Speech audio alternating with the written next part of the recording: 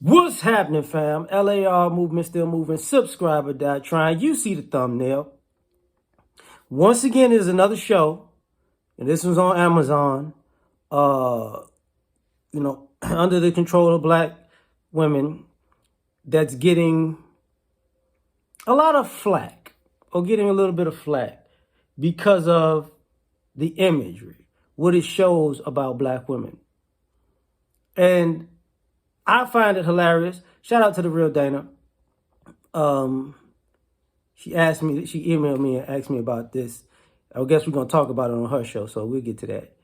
But from everything that I've seen, it's just another show when black women said they wanted to be in charge of their story, their narrative. And congratulations. You played yourself. Again. So now, I got to ask the question. Whose fault is this now? You see what I'm saying? Like, whose fault is this now? And I think we all know the answer to that. That's your fault. I'm going to tell you why. When they remade She's Gotta Have It, it's the same thing. Even, what is the show, the Tyler Perry show? Sisters. Same thing. All the love and hip hop shows. Same thing. I'm missing a show in here. You know, this show, but it was something that came out. Insecure. Same thing. So now, you know, I know there's a show where Lena Waithe has a show. Similar, same thing. Where it looks like black women's experience. You got black women on camera, behind the camera, in front of the camera and behind the camera, and in the writer's room, and they're writing their experience. And I don't think these experiences are going to live well in history. I think, 5, 10, 20 years, people are going to look back at, let's see what sisters did when they had control of the narrative, of their own narrative, and told their own stories. It's going to go, oh, wow, this is what black women were on? Because even with their experiences, when it comes to black men, it's off. Grownish, blackish, the blackish spinoff, all of the characters are similar. Women who say they're strong and independent and boss chicks, making horrible decision after horrible decision after horrible decision, over-sexualizing themselves, out here willingly putting themselves in bad situations, out here willingly creating bad relationships and cultivating bad relationships and cultivating a bad lifestyle, and then all of a sudden having a come to Jesus moment where it's time to, settle down, or they wind up, having a baby at, 30, 35, 40, because they're ready to have a child, or now they're ready to get married, but it's kind of like, who's going to find you? And then when you see their choices of how they pick their partners, you see it's not the guys. There's still always guys in there that are suitable men, not insecure, doggone it. What was the show with Kerry Washington, Scandal.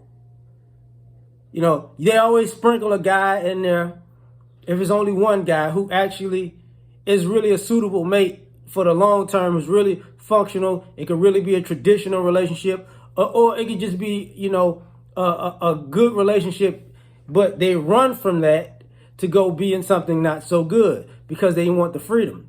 And then they ultimately find themselves alone. And then they have this journey where they go find themselves at the end, right?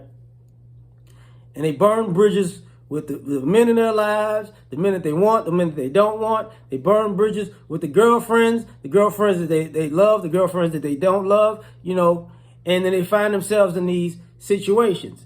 And this is not like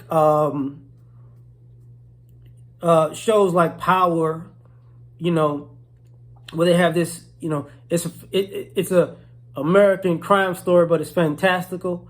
You know, these are more like they present them more like this is more of reality. You know, this is more of like art imitating life, is what I'm trying to say. And you can't blame us for that. Like this is the image you put out of yourself. You put out the image of yourself going out here just trying to, you know, get smashed by random guys. You know what I'm saying? So you put out how you've blown opportunities. And you put out how you kept getting numerous opportunities after you've blown opportunities. And you put out how much of a boss you've been while you've been not living like the life of a quote unquote boss also. And guys are not really tripping on it, but it's like, you know, even when y'all try to blame us in these shows, it doesn't really come off realistic, because part of the problem that you're going to have in history is it's going to show that black women, even the ones, you know, they really don't know black men like that. Because even the way they present these shows is that we're just something to come along and screw and take them out on dates. It's not like they have real interactions with us. Even in the shows, that even their interactions with us have a, you know, fictitious undertone. It's like, that's not a normal experience. And people will say, you know, well, from a woman's point of view, that's what it is. And that's understandable. The only problem with that is, you know, y'all make up stuff in y'all head that don't exist. And it comes off that some of the stuff that you got made up in your head doesn't exist, even when you're writing it as if it's real.